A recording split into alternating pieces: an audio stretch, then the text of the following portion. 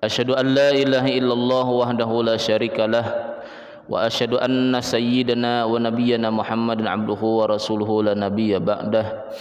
Allahumma shalli wa sallim wa karim wa azim ala sayyidina wa maulana Muhammad wa ala alihi wa ashabihi wa man tabi'ahu ila yaumiddin, amma ba'du. Jemaah Masjid Jamiatul Ummah yang dirahmati Allah Subhanahu wa taala. Alhamdulillah, puji dan syukur senantiasa setiap waktu kita panjatkan kepada Allah Subhanahu wa taala yang memberikan kita napas, yang memberikan kita nikmat umur yang panjang. Kita masih dalam lingkup rahmat Allah Subhanahu wa taala, di dalam lingkup hidayah Allah Subhanahu wa taala, bisa melaksanakan salat maghrib berjamaah. Dan senantiasa kita berniat di dalam masjid yang kita cintai ini, nawaitu an ataqifa fi hadzal masjid sunnatan lillahi taala. Sengaja aku beriktikaf di masjid ini sunat atasku karena Allah. Salawat serta salam marilah kita sampaikan kepada junjungan kita Nabi besar Muhammad sallallahu alaihi wasallam beserta para keluarga, sahabat, dzurriyyat dan pengikut beliau hingga akhir nanti. Qala al-musannifu rahimahullahu ta'ala wa nafa'na bihi wa bi'ulumihi wa lakum fid dharain, amin.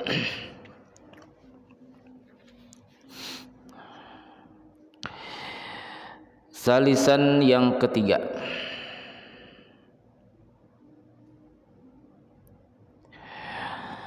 tabkirul ma'mumi masyian illam yakun udhrun ila sholati ba'da sholati subhi walau qabla syamsi bi sakinatin wa wiqarin. Makmum itu bersegera, artinya paling dahuluan lah daripada imam. Masyian dalam keadaan berjalan, illam yakun udhrun ila sholati, jikalau dia tidak memiliki udzur untuk melaksanakan solat ba'da sholati subhi, sesudah solat subuh.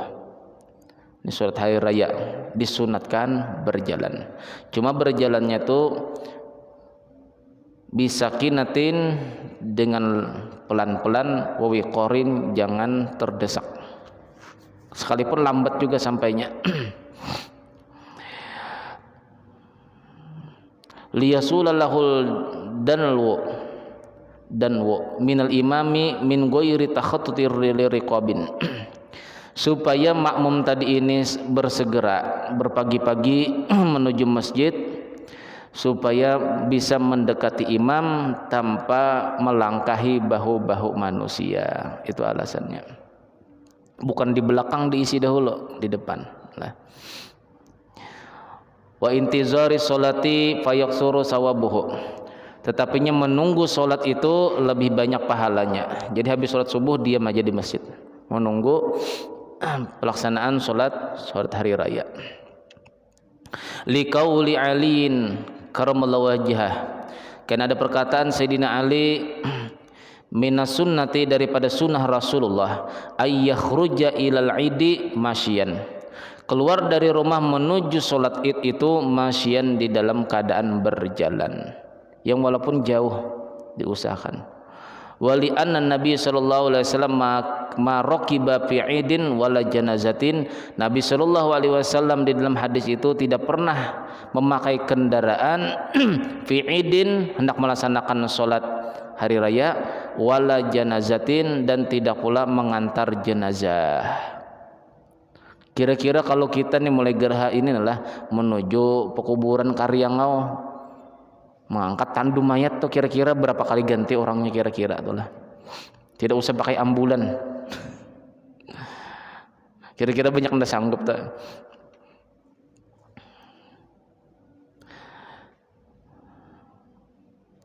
Jadi memang sunnahnya adalah mengantar jenazah itu memang berjalan. Wa ammal imamu payusanu lahu ta'khiru ila waqti shalah. Dan adapun imam disunatkan dia paling akhir menuju waktu sholat baru datang ke masjid. Itu diantara fadilahnya itu supaya ada wibawa. Kalau imam tadi itu bersamaan atau berbarengan dengan makmum, duduk sama-sama bertakbir sama-sama, orang sudah mengenali ini sudah imam. Apalagi sudah ada tulisannya di sana kan lah. Nah, dengan adanya terlambatnya si imam tadi masuk ke dalam masjid, itu menambah wibawa. Paling akhir imam tadi, paling akhir. Karena Nabi sallallahu alaihi wasallam yakhruju yaumal fitri wal adha ilal musalla. Adalah Nabi sallallahu alaihi wasallam di dalam hadis Muslim keluar dari rumah yaumal fitri pada hari raya fitrah wal adha hari raya adha ilal musalla menuju tempat salat. Fa awwalu syai'in yabda'u bih as-shalah. Maka awal-awal sesuatu yang dikerjakan Nabi adalah salat.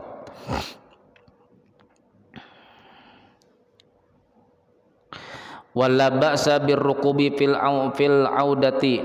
Tidak apa-apa memakai kendaraan pada waktu pulangnya. Liqauli Aliin, karena ada perkataan Sayyidina Ali, summa tarokibu idza raja'ta, kemudian berkendaraanlah kamu apabila mau pulang ke rumah. Li'annahu ghairu qasidin ila qurbah, karena pulang pakai kendaraan itu tujuan ke rumah itu bukan beribadat. Jadi kalau untuk mencari ibadah disunatkan kita berjalan kaki. Menuju majelis taklim disunatkan disunatkan jalan kaki. Mau pulang ke rumah tidak disunatkan jalan kaki. Silahkan pakai motor.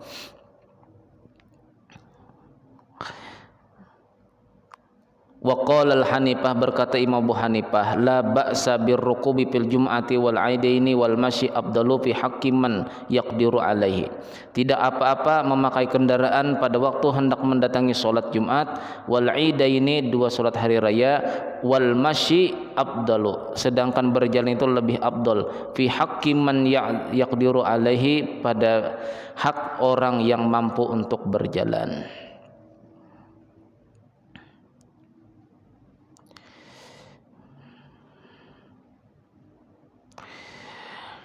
Wa yadhhabul imamu wa ghairuhu nadban ilal musalla.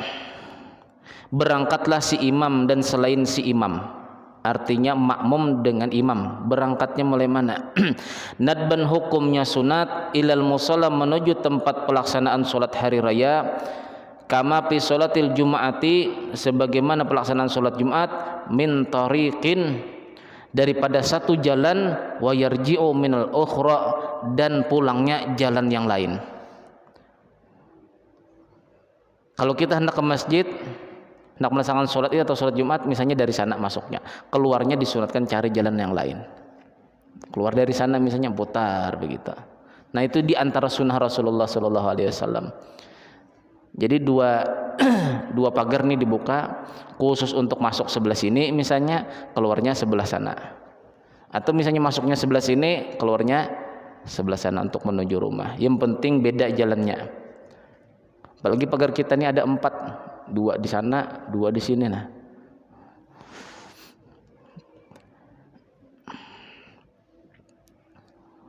ittiba'an li sunnati, karena mengikuti sunnah Rasulullah sallallahu alaihi wasallam. Dan tidak terasa nih lah, sesuatu perkara sunnah itu tidak tahu kita. Siapa tahu ridho Allah Ta'ala di sana. Makanya orang yang menganggap remeh sesuatu yang sunat, kata ulama, maka dia nanti akan mempermudah sesuatu yang wajib. Apabila seseorang tuh sangat mempermudah sesuatu yang wajib, maka seseorang tadi sudah mendapatkan yang namanya kekafiran. Jadi bila sudah perkara yang sunat dianggap biasa, sama aja juga pahalanya sama juga. Kita bukan masalah pahala, yang kita cari ini adalah mengikut Rasulullah. Nah, sholat 5 waktu sama, masuk mulai sana, keluar mulai situ. Masuk mulai sana, keluar mulai situ. Yang penting beda. Kamar rawal Bukhari, sebagaimana meriwayatkan Imam Bukhari, litashhadu lahu tariqani. Jadi hadis Imam Bukhari itu tujuannya apa? Litashhadu lahu tariqani, supaya menjadi saksi 2 jalan tadi, lahu bagi seseorang. Jadi saksi. au li ziyadatil ajri, atau untuk menambah pahala. Wa yukhasu dihabu bi atwalihalihima taksiran li ajri. Dikhususkan berangkat mulai rumah untuk menuju masjid itu cari jalan yang agak jauh ketimbang pulangnya. Jadi kalau mulai rumah menuju masjid jalan sebelah sana, anggap 500 meter, pulangnya cari yang dekat 400 meter atau 300 meter. Jadi kalau mulai rumah tahfiz itulah putar ke situ dulu, nah masuknya tuh masjid, pulangnya mulai sini, kan dekat sejalur aja nih. Nah, ini ada padilahnya adalah sunnah-sunnah Nabi Shallallahu Alaihi Wasallam yang banyak ditinggalkan oleh umat. Di dalam sabda Nabi Shallallahu Alaihi Wasallam, man ahya sunnati, barang siapa yang menghidupkan sunnahku dikala umatku rusak, maka dia akan mendapatkan pahala 100 pahala mati orang syahid. Coba.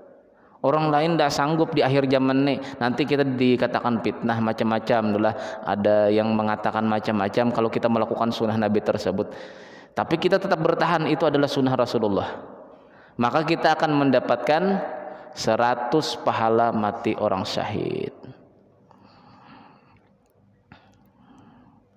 Jadi wa yukhasu dihabu bi'at walihima taksiran li ajri, dikhususkan berangkat itu mulai rumah menuju masjid bi'at walihima lebih panjang jaraknya, taksiran li ajri karena banyak pahalanya, wa yarji'u fi aksarihima, sedangkan pulangnya itu cari yang jarak yang dekat. Wa yundabu lil imami al isra'u fil khuruji ila salatil adha wa takhiri qalilan fi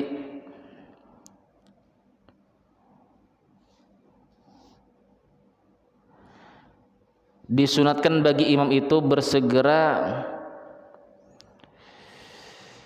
fil khuruji, keluar untuk sholat Idul Adha, bersegera melaksanakannya, wa ta'khuri dan memperlambat qalilan sedikit fil khuruji ila sholatil fitri, keluar untuk melaksanakan sholat Idul Fitri.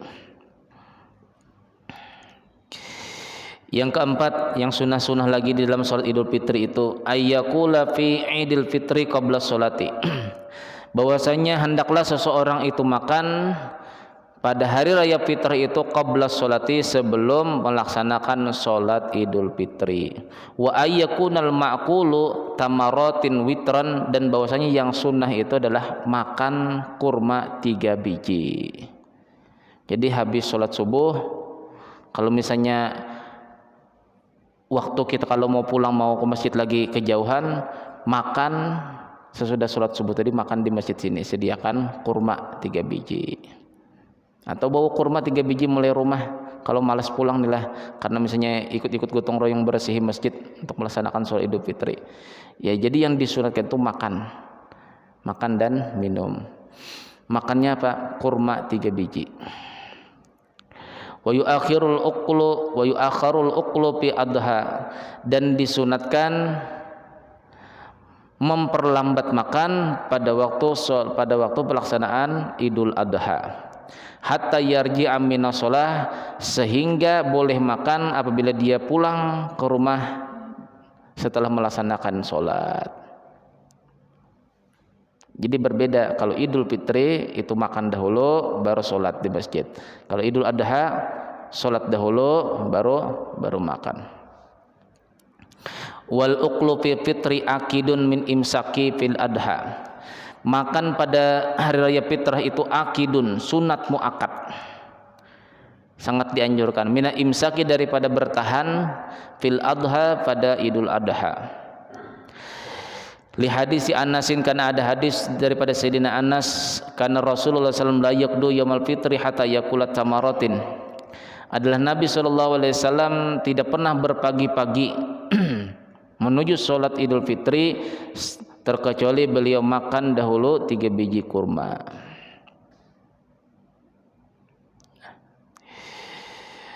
Nah, adapun Idul Adha la yakhruju yaumal fitri hatta yakul, wa kana la yakulu yauman nahri, dan Nabi pada waktu Idul Adha tidak makan sama sekali hatta yusalliya, terkecuali sudah melaksanakan salat Idul Adha, liyakula min adhiyati indaha, supaya memakan daripada daging kurbannya jikalau dia berkurban. Wal aula, nah ini yang jarang mungkin kita kerjakan lah. Wal aula, yang sepantasnya yang dimakan selesai daripada salat Idul Adha itu, min qabdiha, daripada hati binatang yang disembelih. Jadi sembelih sapi, sembelih kambing, keluarkan dulu hatinya tadi, masak. Ini kalau orang itu perorangan lah. Kalau kita berjamaah hatinya 7 orang, ini harus kesepakatan 7 orang ini dulu. Dibagi sekarang kah? Apa mau dimakan kah? Kalau yang ingin sunnahnya apa? Kita memakan daging hewan kurban itu yang sunnahnya lah selesai sholat Idul Adha. Jadi habis sembelih, buka hatinya, masak, makan. Kalau misalnya 7 orang, ini makan ke 7 orangnya tadi, habis itu dibagi.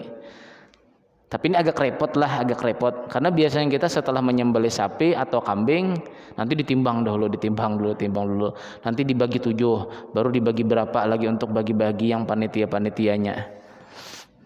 Memang agak repot.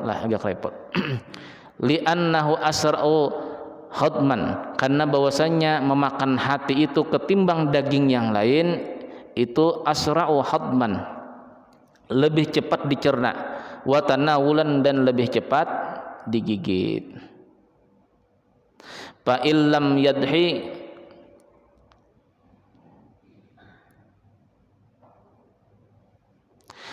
nah menurut Imam Ahmad bin Hambal, ini yang banyaklah di Indonesia, Imam Ahmad selain Imam Syafi'i, Imam Ahmad bin Hambal, menurut beliau jikalau orang itu tidak berkurban, khayyira, hendaklah dia memilih bainal ukli, di antaranya makan sebelum sholat atau sesudah sholat. Nah, jadi yang tidak berkurban itu pilih, kata Imam Ahmad bin Hambal, mau makan dahulukah atau nanti kah makan. Karena yang sangat sunnahnya di sini adalah bagi orang yang berkurban itu makan langsung daging hatinya. Itu yang sunnahnya lah. Bukan menunggu selesai pembagian baru masak-masak, tidak. Yang sunnahnya dimasak, dibagi berapa orang. Yang kelima, ayu addiya shadaqatul fitri qabla khurujin nas ila shalah, menunaikan sedekah fitrah itu sebelum keluar manusia untuk melaksanakan sholat. Kalau kita 1 bulan terlebih dahulu tidak apa-apa, itulah ada pendapat yang demikian. Yang keenam, tasawwu'atu al ahli wa kasratu sadaqati nafilati bihasabi taqati ziyadatan an adatihi. Yang keenam di antara sunnah lagi pada waktu hari tasawwu'atu al ahli, berluas-luas rezeki memberi alal ahli kepada keluarga. Hari itu kalau anak kita biasa 10.000 sehari, ya anggap aja 20.000 sehari. Hari itu aja dibanyakin. Wa kasratu sadaqati, memperbanyak sedekah. Jadi perkara nih lah, alhamdulillah. Perkara menyembelih sapi atau kambing atau ayam kah? Ini boleh dicoba.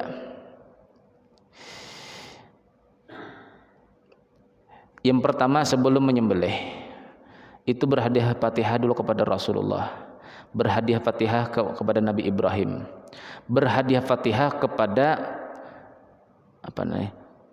Bani Quraisy.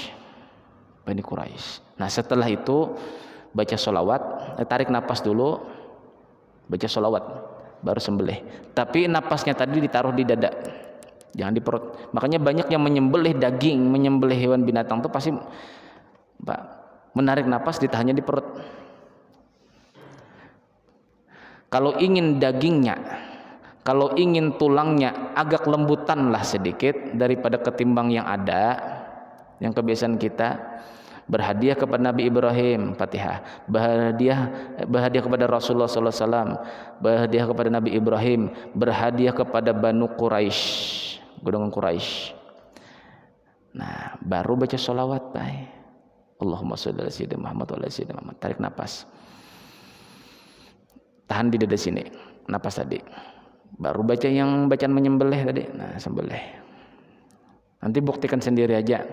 Karena kalau kita bicarakan seperti ini, sedangkan saya sendiri pun tidak mau menyembelih sapi, kan juga lah.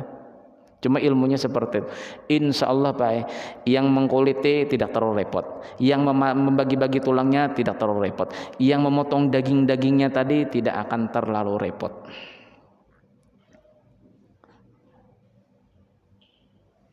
Ada yang tukang sembelih di sini. Coba aja, biar ayam kampung itu jalannya lah. Adapun jalan yang lain kan dicampur dengan daun ini, yalah buah ini kan supaya lebih lembek kan lah. Tapi pada waktu kita mengulit itu bagaimana kerasnya? Nah itu yang masalah kan lah. Itu yang masalah. Nanti coba aja nih lebaran haji nih lah. Atau misalnya kita punya ayam kampung yang sudah tua, supaya mengulitinya enak, memotong-motong dagingnya enak, dan dimasak pun tidak terlalu keras. Itu tadi caranya.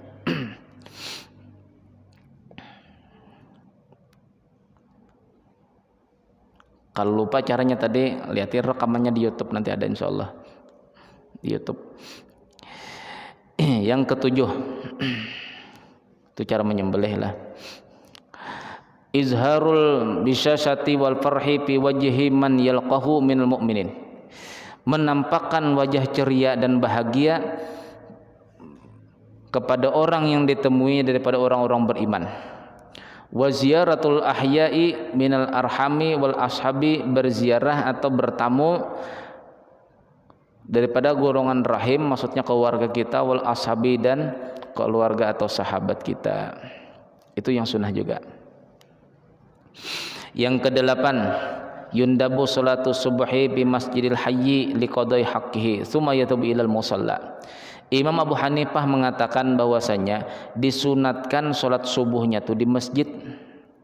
Nah, adapun salat hari rayanya jangan di masjid. Itu Abu Hanifah. Kan cuma Imam Syafi'i inilah, apabila kata Imam selama masjid itu tidak penuh, maka tetap masjid hukumnya. Kalau imam-imam yang lain tetap memandang kepada sahra. Sahra itu artinya lapangan yang luas. Tetap sholat hari rayanya di luar. Jadi yang dituntutkan di sini adalah sholat subuhnya di masjid, kemudian sholat hari rayanya itu di luar daripada masjid. Itu menurut Abu Hanifah dan yang lainnya selain Imam Syafi'i. Wara'a jumhurul fuqaha'i, berpendapat jumhur kan berarti 3 mazhab adalah Imam Abu Hanifah, Imam Malik, dan Imam Ahmad bin Hanbal, annahu yundabu iqa'us sholati fi musalla fi sahra la fil masjid. Disunatkan pelaksanaan sholat hari raya itu fil musalla, di tempat sholat, pisahrai, di tanah lapang, la fil masjidi, tidak dilaksanakan di dalam masjid. Itu jumhur ulama. Arti jumhur ulama tuh boleh yang mana tidak ikut, tapi jumlahnya 3 orang, itu jumhur. Wa sunnatu inda syafi'iyati, menurut Imam Syafi'i yang sunatnya itu antusalliya salatal idi fil masjidi. Nah, menurut Imam Syafi'i adalah tetap dilaksanakan di dalam masjid. Apabila masjidnya tadi itu masih mencukupi, lapangannya masih mencukupi, tempat parkir masih mencukupi. Bila sudah tidak mencukupi lagi, disunatkan keluar daripada lingkungan masjid melaksanakan sholat idnya.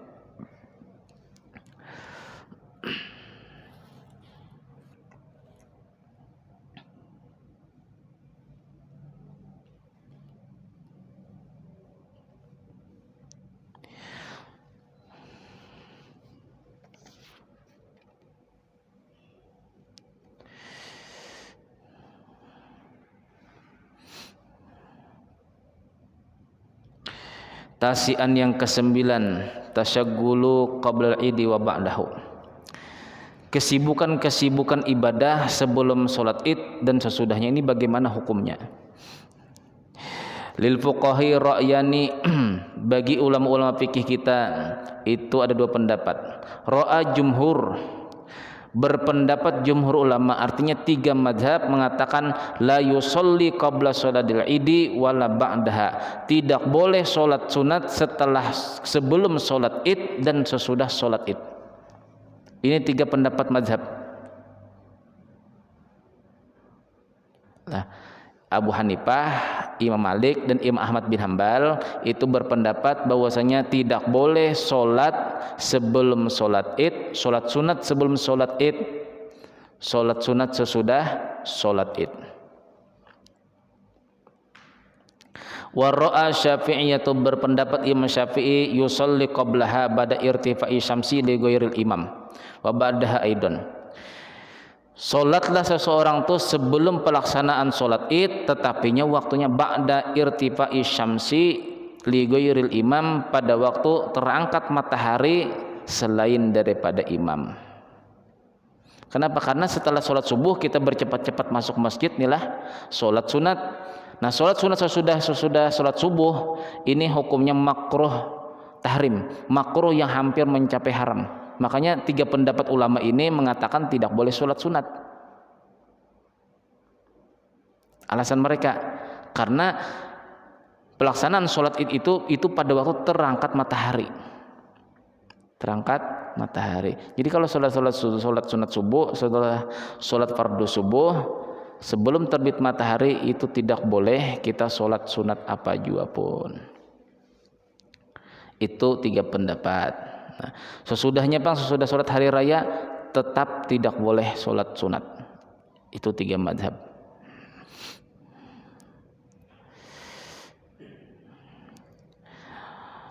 Ro'al Hanafiyatu, kita baca dulu.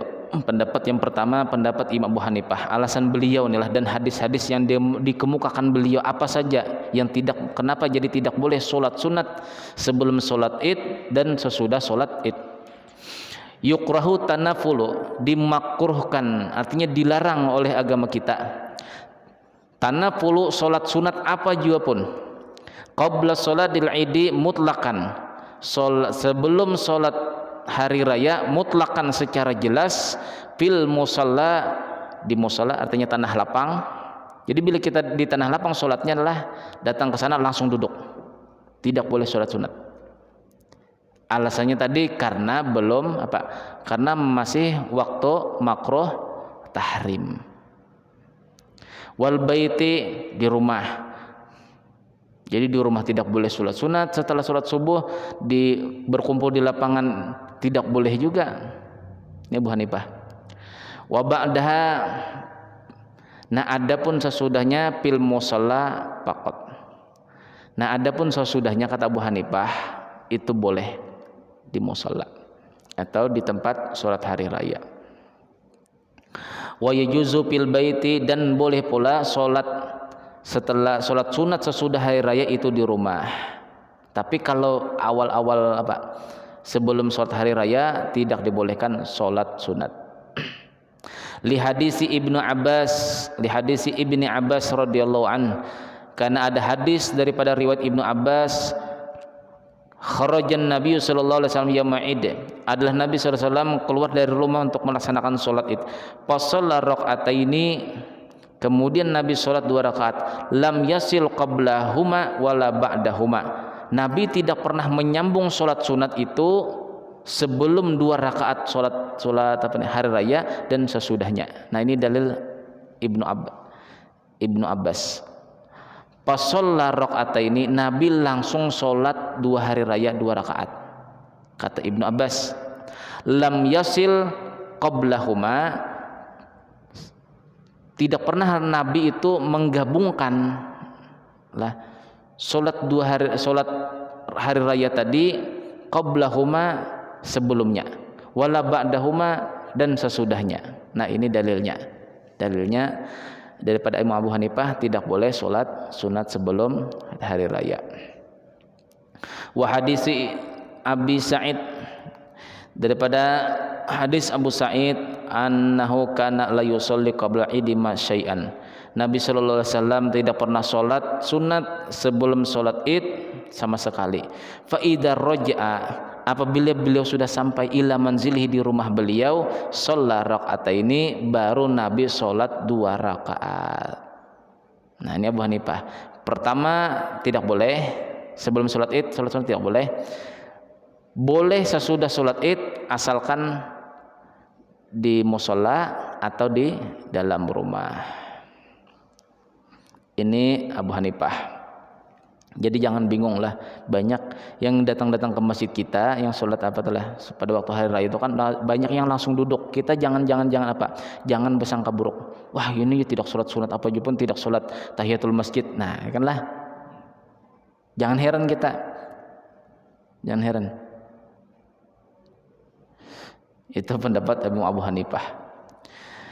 Pendapat Imam Malik, yukrahu tanafulu qabla sholatil idi wa ba'daha fil musalla.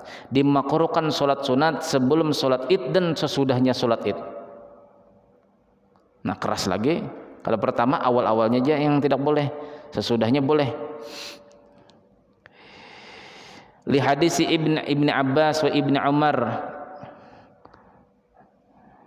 la fil masjidi, tidak makruh di dalam masjid. Jadi kalau di lapangan itu sama sekali tidak boleh sholat sunat terkecuali sholat hari raya, baik sebelumnya atau sesudahnya. Tapi kalau dalam masjid, kata Imam Malik, papil masjidi la yukrahu qablaha wala ba'daha, tidak dimakruhkan sebelum dan sesudahnya.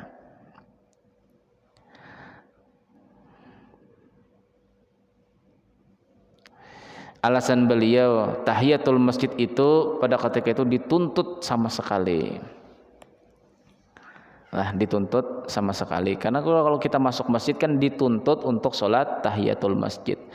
Yang namanya tahiyatul masjid, nah ini secara garis umum, tahiyatul masjid, arti tahiyatul masjid itu sholat untuk menghormati masjid.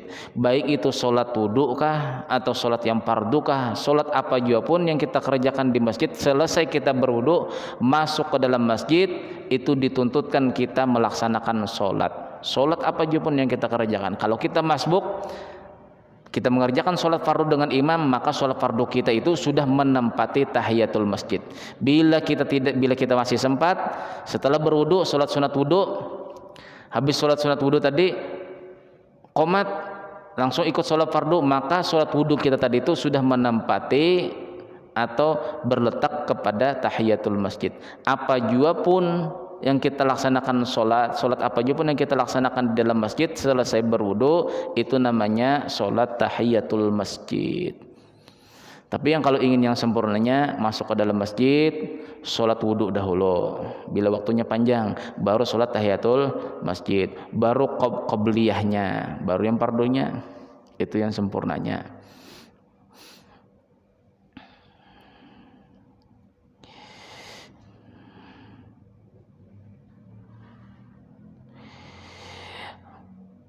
Wal Hanabilatu, pendapat Imam Ahmad bin Hanbal lagi. Jadi kata Imam Malik, di dalam masjid itu tidak dimakruhkan sholat sebelum sholat hari raya dan sesudah sholat hari raya, tidak dimakruhkan. Adapun pendapat Imam Ahmad bin Hanbal, yukrahu tanafulu qabla sholatil idi wa ba'daha, dimakruhkan sholat sunat sebelum sholat hari raya, wa ba'daha, dan sesudah hari raya. Lil imami wal makmumi, baik bagi si imam atau si makmum, fi maudhi'is sholati, di tempat sholat, sawaun akana fil musalla amil masjid, baik adalah tempat pelaksanaan sholat hari raya itu di lapangan atau dalam masjid, tetap makruh hukumnya. Nah, sedangkan kita tahu di Indonesia ini setelah mazhab Imam Syafi'i yang paling banyak tuh mazhab Imam Ahmad bin Hanbal. Nah, makanya yang tahu jangan alirannya nih lah, itu bukan aliran salah. Mereka itu yang biasa tidak sholat sunat, masuk masjid langsung duduk mendengarkan khutbah, masuk masjid langsung ikut sholat hari raya, itu mazhab Imam Ahmad bin Hanbal.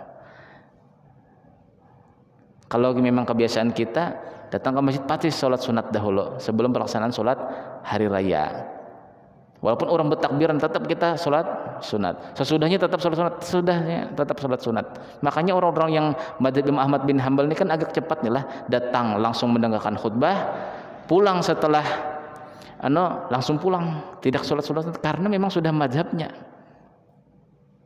Jadi kita yang melihat di masjid kita ini yang ada mazhab selain daripada mazhab Imam Syafi'i ini jangan bingung lagi sudah. Jangan ada kita prasangka yang buruk-buruk kalau kita sudah tahu ilmunya seperti ini. Dan imam-imam yang 4 ini pasti mereka pakai dalil hadis, bukan pendapat akal mereka. Jadi tidak bisa kita salahkan. Ini mazhab apalagi inilah, datang ke masjid langsung duduk mendengarkan khutbah, datang ke masjid langsung ikut sholat hari raya, datang ke masjid duduk menunggu orang pelaksanaan sholat hari raya. Jangan berprasangka buruk. Itu mazhab Imam Ahmad bin Hambal. Sudah dimakruhkan sholat sunat qabla sholatil idi, sebelum pelaksanaan sholat id, sekalipun panjang lagi waktunya, duduk aja di masjid. Wa ba'daha, sesudahnya, lil imami, bagi imam, wal ma'mumi, makmum, fi maudhi'il sholati, di tempat sholat, sawaun akana, baik adalah tempat sholatnya itu fil musalla, di tempat lapangan, awil masjidah, atau awil masjidi, ataupun masjid sekali juga pun.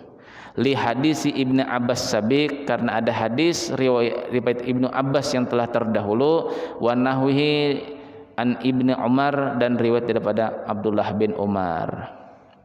Nah, ada hadisnya, beliau ada hadisnya. Walinnahi sahaba anhu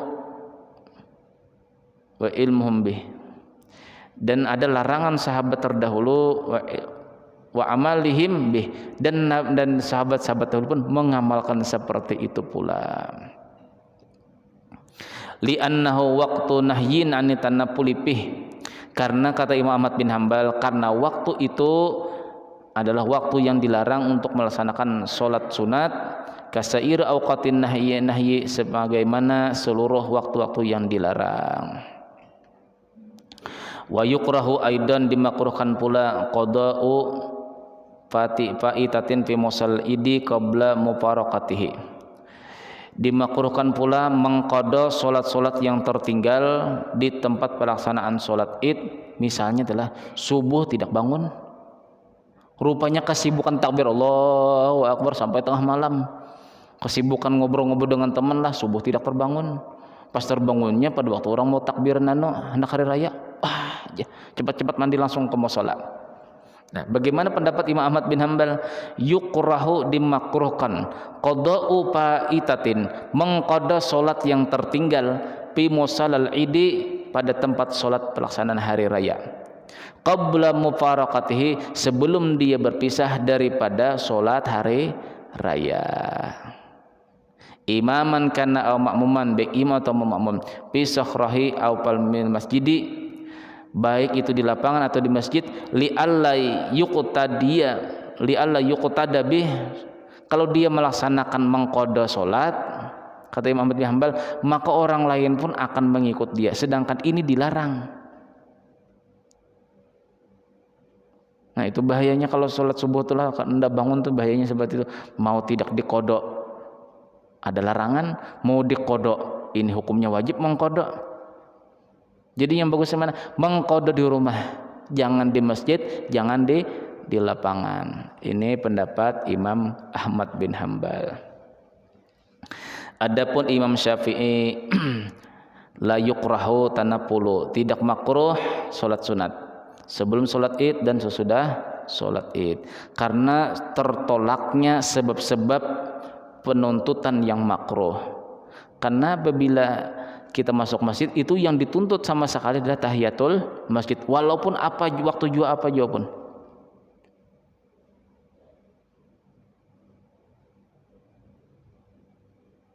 Walau apa juga pun 24 jam, bila orang itu masuk masjid tetap dituntutkan untuk sholat tahiyatul masjid.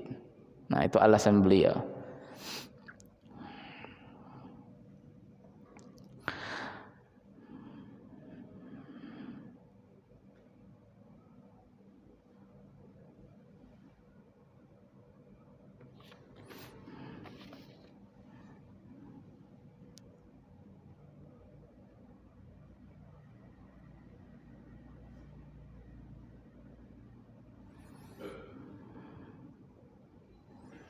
kemarin lah. Wala ba'sa ayyaqula ar-rajulu lirajuli yauma'id taqabbalallahu minna wa minka. Maka tidak apa-apa hukumnya mengatakan seorang laki-laki seseorang kepada seseorang yang lain pada waktu hari raya, taqabbalallahu minna wa minka. Taqabbalallahu minna wa minkum, ya, ialah minna wa minkum taqabbal ya karim. Itu mendoakan seperti itu tidak apa-apa. Itu sudah kita bahas kemarin telah. Kita bahas yang kemarin. Yang penting jangan menyalakan apa? Yang pertama lilin apa? Lampu yang banyak di masjid ataupun di rumah pada waktu hari raya, malam hari raya atau nisfu Sya'ban. Yang kedua, jangan menyalakan lilin sebagaimana di Arafah, kata ulama-ulama kita dahulu.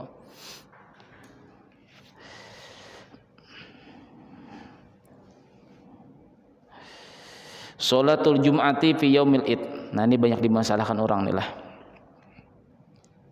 Sholat Jumat pada waktu hari raya. Hari raya bertepatan hari Jumat. Qawaqala jumhur, berkata jumhur ulama. Sebagian pendapat. Tajibul Jum'atu li umumi ayah. Wajibnya sholat Jumat sekalipun dia telah melaksanakan sholat id. Karena ada pendapat lah di sini, apabila seseorang itu sudah melaksanakan sholat id, maka sholat Jumatnya tidak wajib.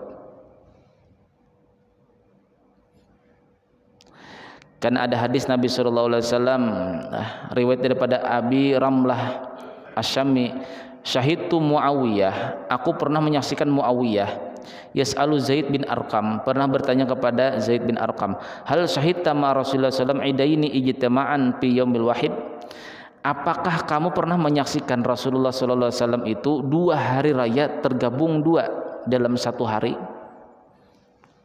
Maksudnya hari raya satu, kemudian hari Jumat satu, kan dua hari raya di dalam satu hari. Faqala, kemudian berkata Zaid bin Arqam, na'am, tentu saja. Pakai pasona, bagaimana yang dilakukan Rasulullah hari raya itu hari Jumat? Sholal ida, Nabi SAW sholat id. Summa rakhasa fil jum'ati, kemudian Nabi itu meringankan untuk melaksanakan sholat Jumat. Faqala Nabi SAW bersabda, man syaa ayusalliya falyasil, barang siapa hendak sholat silakan sholat. Au man syaa ayajtama'a falyutamami, dan barang siapa ingin tetap menggabung juga sholat Idul Adha, Idul Fitri atau Idul Adha, digabung apa sekalian nanti Jumatannya, silahkan saja.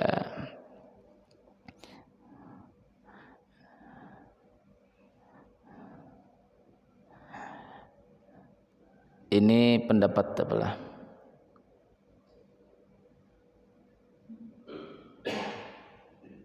Pendapat Imam Ahmad bin Hambal. Adapun Imam Abu Hanifah, Imam Malik dan Imam Syafi'i tetap kita wajib melaksanakan sholat Jumat. Jadi Imam Ahmad bin Hambal lah, ya sama nang sholat sunat qobliyah maghrib tuh lah. Man syaa falyasil, kata Rasulullah, barang siapa yang hendak sholat silahkan sholat, barang siapa yang tidak sholat silahkan, tidak apa-apa. Tapi kita ibaratkan dipilihkan Rasulullah, itulah dipilihkan Rasulullah. Mau sholatkah? Tidak sholat tidak apa-apa, mau sholat silahkan. Otomatis kita akan memikirkan bahwasanya sholat itu adalah ibadah, otomatis kita memikirkan sholat. Ada terkadang sampai 5 menit lah sebelum qomat tuh 5 menit lagi waktunya. Berdiri aja orang tadi menunggu qomat, berdiri. Kalau dipikir-pikir kalau 5 menit itu mungkin 4 rakaat sholat sunat bisa dikerjakan. Tapi karena mereka berpendapat lah mengikuti pendapat Imam Ahmad bin Hambal lah, yang hadis Nabi SAW, barang siapa yang hendak sholat silahkan sholat qobliyah maghrib tuh. Yang tidak melaksanakan tidak apa-apa, kata Rasulullah. Cuma secara akal kita inilah, secara akal kita mazhab Imam Syafi'i, kalau itu tidak dilarang, disuruhkan kita memilih, tentunya kita memilih beribadah ketimbang ketimbang berdiri aja begini 5 menit pagi qomat sholat maghrib berdiri aja Pak. Nah kecuali itu larangan pala. Kalau larangan silakan, tapi kalau itu bukan larangan cuma pilihan, lebih baik kita mengerjakan ketimbang tidak mengerjakan. Itulah mazhab Imam Syafi'i. Jadi kalaupun juga tidak sholat qobliyah maghrib telah berdiri aja nunggu imam datang, padahal waktunya panjang lagi 4 menit 3 menit bisa melaksanakan sholat qobliyah maghrib. Itu paling tidak kita melaksanakan berdoa. Jadi misalnya saya datang ke sini 1 menit lagi qomat, yang disunahkan apa? Kita berdoa di saat berdiri. La yaruddu du'a'u bainal adani wal iqamati. Tidaklah kata Rasulullah SAW doa itu ditolak Allah Ta'ala antara adan dan qomat. Mungkin dalil itulah mereka itu berdiri menunggu qomat qomat sholat maghrib, padahal waktunya 5 menit lagi. Jadi mendingan apa? Mendingan sholat sunat, habis sholat sunat berdoa. Karena tidak ada dilarang Nabi.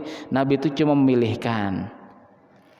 Kalau Nabi memilihkan otomatis kita lebih baik pilihan. Kalau itu pilihan berarti kata Rasulullah kalau kamu capek tidak usah. Kalau tidak capek silahkan. Wallahu a'lam bishawab. Al-Fatihah.